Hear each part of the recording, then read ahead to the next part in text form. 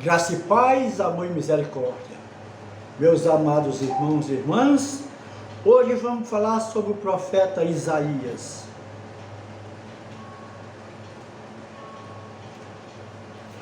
Um dos maiores homens e um dos mais importantes da Bíblia em toda a história, o profeta Isaías.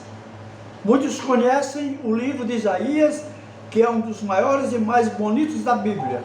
Mas será que conhecemos a história do homem que escreveu estas palavras?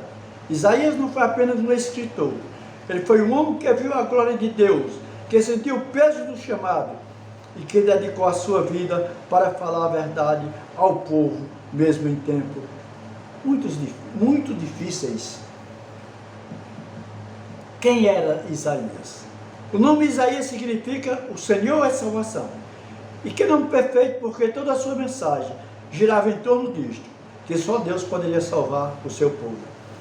Ele viveu no reino de Judá, por volta do ano 700 a.C., e profetizou durante o reinado de 4 reis diferentes: Uzias, Jotão, Acais e Ezequias.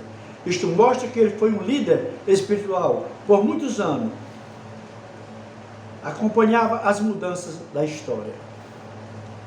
Isaías era um homem culto, inteligente, tinha acesso à corte do rei, falava com elegância e sabedoria, mas a sua grandeza não vinha da sua posição social, e sim do encontro que ele teve com Deus.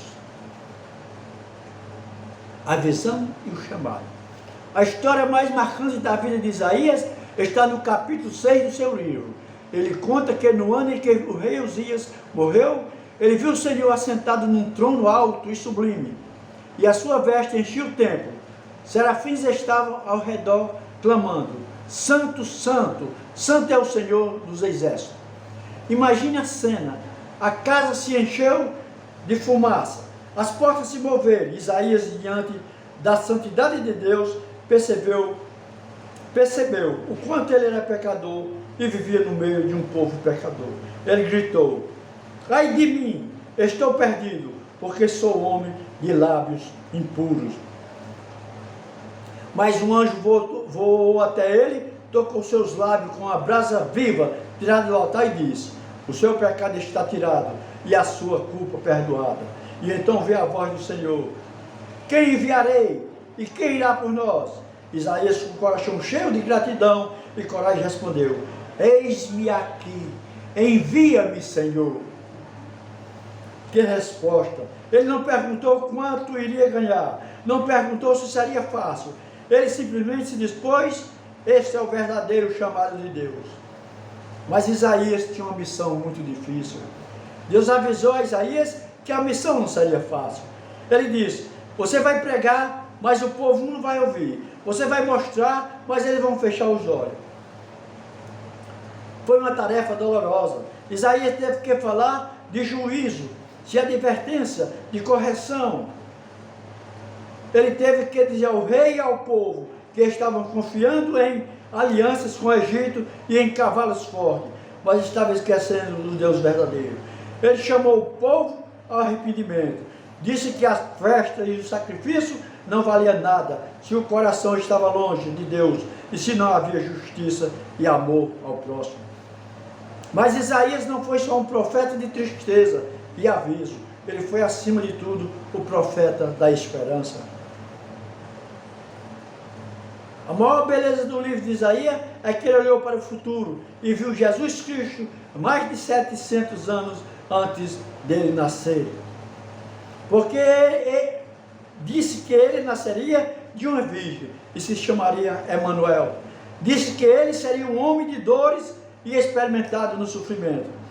Escreveu no capítulo 53 uma das passagens mais lindas de toda a Bíblia. Mas ele foi traspassado pelas nossas transgressões e moído pelas nossas iniquidades. O castigo que nos traz a paz estava sobre ele, e pelas suas pisaduras fomos sarados. Isaías viu que o Messias não viria como um rei poderoso, com exército, mas viria como servo sofredor, que levaria os nossos pecados e morreria por nós. Que visão maravilhosa!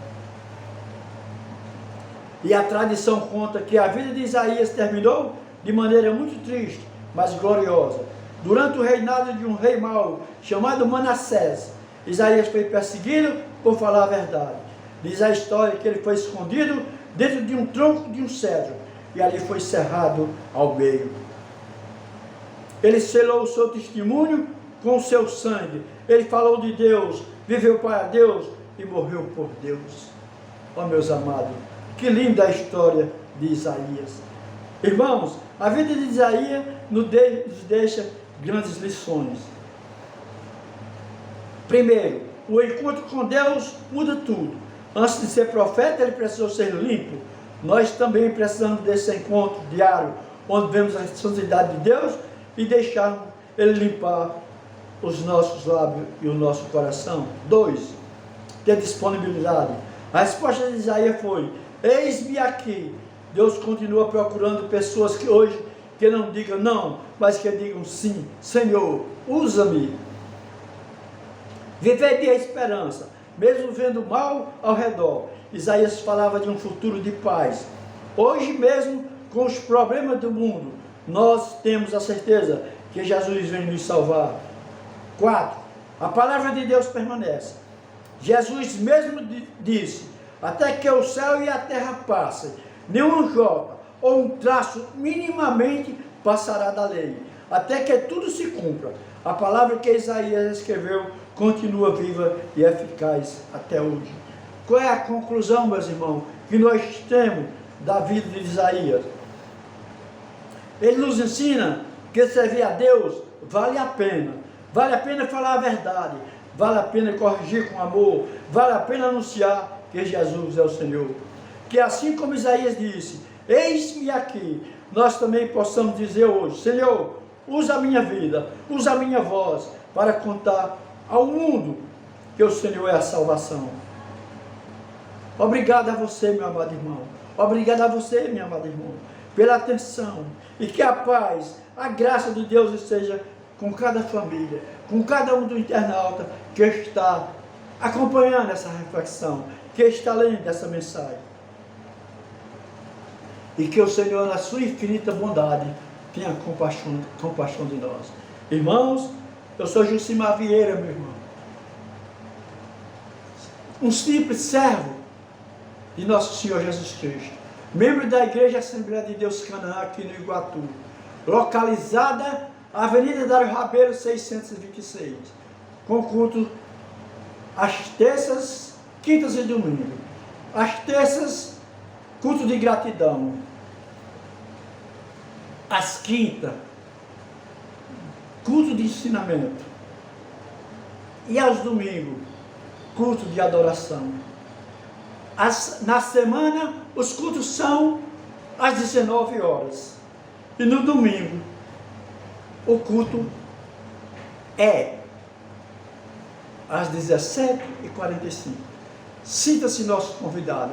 Você que está sem congregar, você que está fora dos caminhos do Senhor, você que está frio, gelado na fé, você, meu irmão, que está como ovelha fora do aprisco, como peixe fora d'água, você que está desesperado, meu irmão, você que está incomodado, faça-nos uma visita, meu irmão, para que nós possamos estudarmos junto a palavra de Deus, orarmos mais, agradecer mais, prestar mais cultos ao Senhor.